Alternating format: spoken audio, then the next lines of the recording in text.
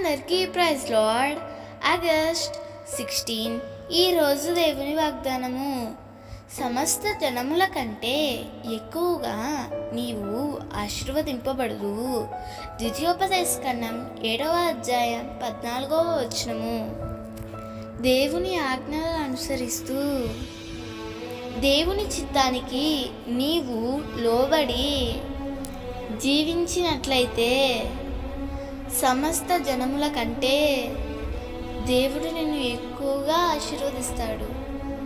ఆనాడు యోబు దేవుని ఆజ్ఞలను అనుసరించుటలోను, యథార్థతలోను, భక్తిలోను ఎంతో నమ్మకంగా జీవించాడు. అందుకే యోబును ఊజు దేశంలోనే ఒక ఉన్నతమైన స్థానంలో దేవుడు నిలబెట్టాడు. దేవుడే యోబు గురించి సాక్ష్యం ఇచ్చాడు.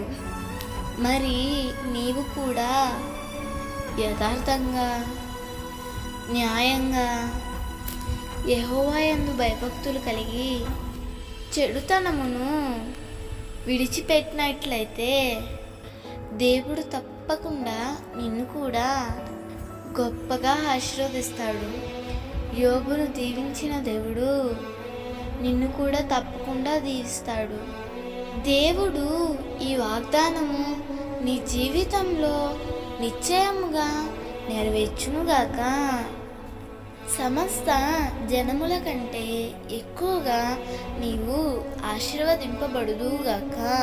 ఆమేన్.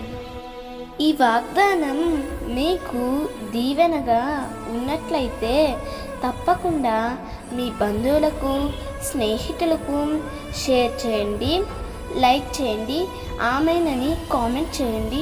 ప్రభు పనిలో పాలుభాగస్తులు కండి.